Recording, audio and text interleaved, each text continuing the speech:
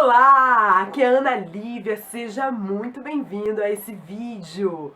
Para começar bem a semana, o tema que a gente vai abordar hoje é sobre autoconfiança, tá certo? Imagine você que essa semana eu atendi uma pessoa que tinha esse problema de autoconfiança e me fez pensar que a autoconfiança nada tem a ver com rótulo, mas com conteúdo. Dentro dos padrões aí de beleza que o mercado impõe, que eu não concordo muitas vezes, mas enfim, não é este o cerne da nossa discussão, da abordagem desse vídeo, enfim. Dentro dos padrões da moda, essa pessoa, ela seria classificada como uma pessoa extremamente bonita, linda, linda, linda, de verdade.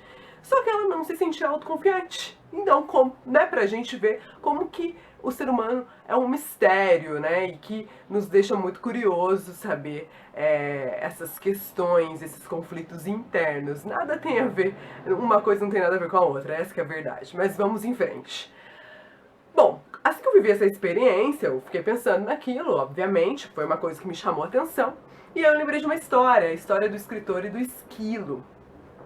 Era uma vez um escritor que vivia em Nova York, era um escritor medíocre. E quando eu digo medíocre, eu quero dizer que era um escritor mediano. Ele tinha uma estabilidade relativa, era relativamente seguro financeiramente, tinha grandes sonhos, mas essa zona de comodismo não permitia que ele seguisse adiante. Ele tinha uma noiva e queria casar com ela. Só que eram 4 anos de noivado e ele não tinha coragem de pedir a noiva em casamento, porque ele gostaria de casar e ir embora para Paris e lá escrever muitos livros e conhecer todos os cantos da Europa.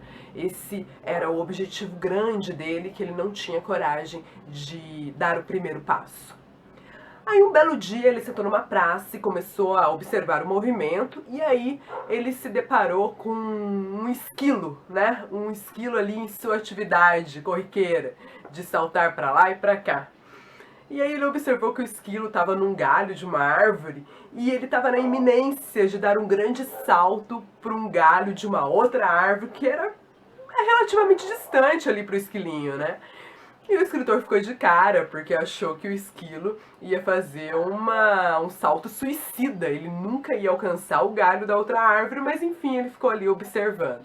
E qual não foi a sua surpresa quando o esquilo saltou e realmente não alcançou o galho da outra árvore. Mas ele caiu mais embaixo e subiu rapidamente e alcançou o seu objetivo.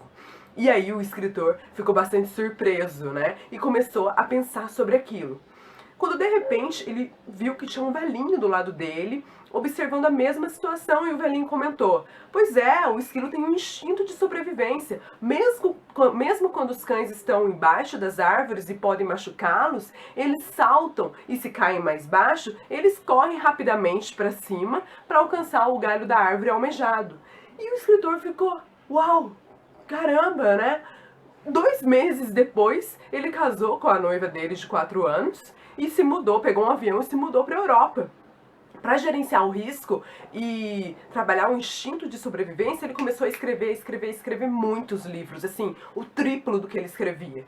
E, de fato, ele conseguiu conquistar o objetivo dele e se sentia muito feliz. Aí, houve uma oportunidade dele voltar para Nova York e ele foi convidado por um amigo, um velho amigo, a ministrar uma palestra para um grande número de pessoas sobre a vida dele.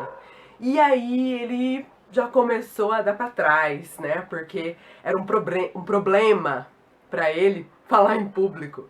E ele achava que se ele falasse para uma grande plateia, o que ia acontecer ali, ele ia desmaiar. Foi quando a esposa interviu e disse 3 palavras, 4 palavras, 5 palavras. Era uma vez um esquilo.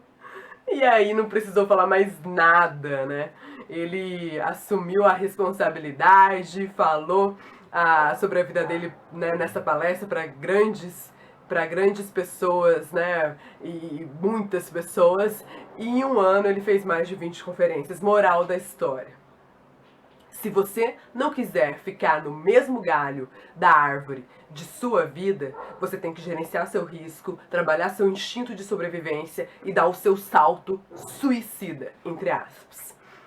Tá, beleza. Uma história de autoconfiança, eu não tô ainda nesse nível. Beleza, vamos começar. Como começar a trabalhar a autoconfiança em nós? Eu vou dar 3 sugestões. Primeiro, sempre quando você estiver numa situação em que você acha que não vai ser possível, você não se sente confiante, tenta identificar qual o pensamento ruim que vem na cabeça. Por exemplo, eu penso no empreendedor que vai está prestes a fechar uma parceria. E aí vem um pensamento na cabeça desse empreendedor. Eu não vou conseguir, ele vai achar que eu não sou bom, a minha oferta de valor não é boa o suficiente e etc. Qual o pensamento que ele pode substituir por esse no sentido de causar um efeito benéfico para que a parceria seja fechada? Eu consigo, eu mereço, eu sou capaz, eu faço um bom trabalho. Eu acredito que você esteja sacando o que eu quero dizer. Sempre quando você for enfrentar uma situação dessas, de que a sua autoconfiança precisa estar lá em cima para você alcançar o resultado desejado, substitua antecipadamente esse pensamento ruim por um pensamento bom. Já vai para a reunião com esse pensamento. E aí você vai ter muito mais chances de ter o seu objetivo alcançado. Eu te garanto isso. Outra sugestão. Pensa numa música que você goste, que te inspire. Coloca no seu smartphone e separa um foninho de ouvido. Acorda 15 minutos mais cedo, dá uma volta no quarteirão ouvindo essa música. Olha, eu gosto de várias músicas, mas tem uma música em especial que eu fico doida assim quando eu ouço. É até meio constrangedor divulgar publicamente, porque tem a ver com um programa de televisão e eu não sou ligada muito à TV, faz mais de 8 anos que eu não assisto, mas enfim, esse é um assunto para outro momento. Sabe aquela música do Paulo Ricardo, Vida Real? Pois é aquela música de abertura do Big Brother. Fazer o quê? Então, eu gosto muito dela. Caraca, quando eu ouço, e assim, eu ouço a música e eu dissocio do programa, tá? E aí eu fico doida, porque me inspira pra caramba. Mas não precisa ser essa, pode ser a sua música. Descobre qual que é a sua música e faz esse exercício. Aí eu não sei em qual estado de autoestima e autoconfiança você se encontra. De repente você não enxerga nada de bom em você, então tem um exercício matadouro pra te sugerir. Faz o seguinte, quando você vai fazer aí uma lista de qualidades e defeitos, você é do tipo de pessoa que preenche os defeitos mais rapidamente e tem dificuldade de preencher as suas qualidades? Beleza, quer dizer que você não enxerga as suas qualidades, mas todos temos. Se você não enxerga, outra pessoa enxerga.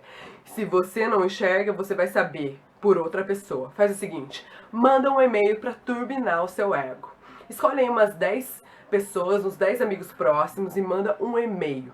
Nesse e-mail você vai escrever o seguinte: fulano, posso te pedir um favor? É o seguinte, eu tô passando por um processo de autoconhecimento e eu gostaria que você me apontasse quais as qualidades que eu tenho, o que eu sei fazer de melhor que chama a sua atenção. Como retribuição, eu posso fazer o mesmo exercício com você. Te aguardo, muito obrigada, um abraço. Eu tenho certeza que os feedbacks vão te fazer chorar. Eu já fiz isso e eu sei muito bem o que eu tô falando.